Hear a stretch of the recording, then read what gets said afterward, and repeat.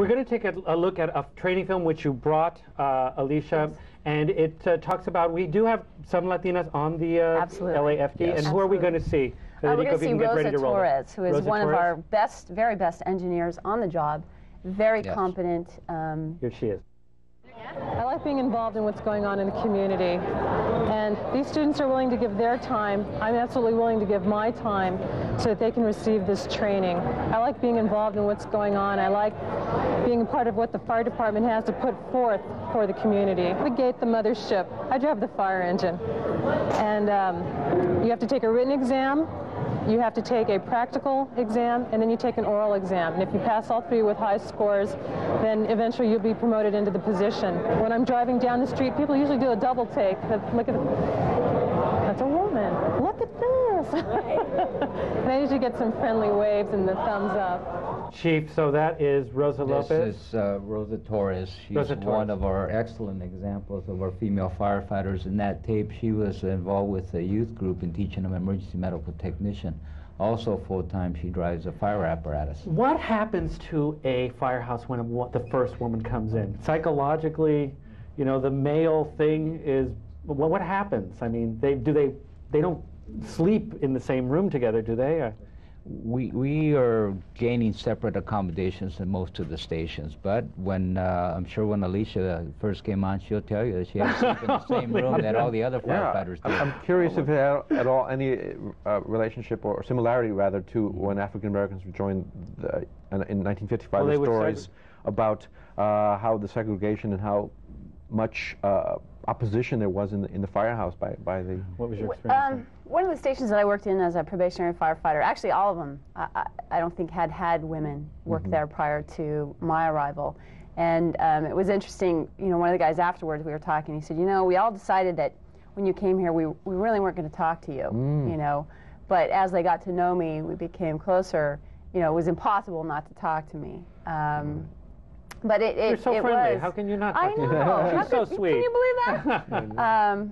But at this day and age, there really aren't any fire stations where women haven't been assigned. How many Latinas, do we have any statistics? How many are there in the LA Fire Department? There's only a handful, right? Yeah, there's 5 Hispanic women. There's 5 of them, folks. You can literally count them at the top of your head. What do you guys think of that? I mean, from a human relations standpoint, I want to contextualize that in that context in terms of the impact it has on youth, for example, in terms of role models and so forth. And I think that has been the problem. That is essentially, for me, the most important thing. Right. That there hasn't been the role models, and that we need to use women as role models so that, you know, women watching this show know that there are Rosa Torres of the world who have made an impact and have done great things within the fire department so that they can see. When you were commissioner, were there any women? Yes, there were.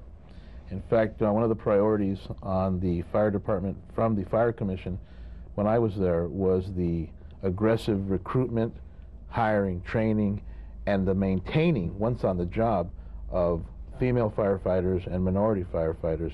So yes, that's absolutely something that happened. And I think you were commissioner when I was hired. I was. It needs to keep happening.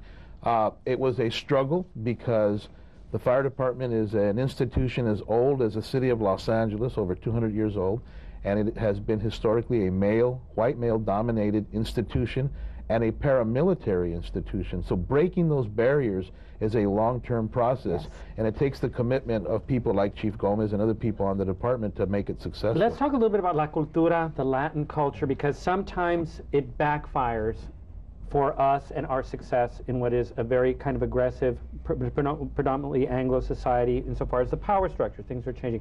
You're doing a study on that. How does the Latin culture impact women getting involved in looking for jobs in the LAFD? Overall, not good. Right, right. I think the biggest thing we touched on earlier is the lack of role models. Approximately 84% of the fire service throughout the nation is Caucasian women. The women are. And I think that's because white women have had more role models throughout their lives, women who are out there doing things, and I think Latinas have not had that yet. And that's one of the things, one of my goals in setting up some of the high school programs that we're doing and the outreach is to use role models to make sure that the girls can see someone who looks like them, who came from communities like the ones that they grew up in. and to reach them and to be able to tell them that this job is there for them. You got to start them young, actually, Yes. because if you're a teenager and you don't get involved in physical activity, I mean, that's when you start really building your core strength. I mean, off of the thing you said about Latino family cultural standards, I mean, you just want a blanket statement about it being a more patriarchal society, and within the Latino culture, you can imagine a little girl saying, "Daddy or Mommy, I want to be a firefighter when I grow up," and how that would be met with opposition within the family in terms of certain roles that are expected to be played out by female Latinas. If you have people like Rosa Torres, more of those kinds of people, everybody can point to that, and it would sort of transcend those sort of, traditional values well, that fear. occur. I think parents have. My mother was not really that thrilled that I was going to be a firefighter. Well, are you actually fighting fire? Is that what you do? And it's a fear for your children that you don't want them to be in unsafe situations. Chief, you've got how many people in your family now that are involved in the fire department? 5. Five. And I was the first one. And you were the first one. So it kind of changed the family, right? Yes, and our department is doing that.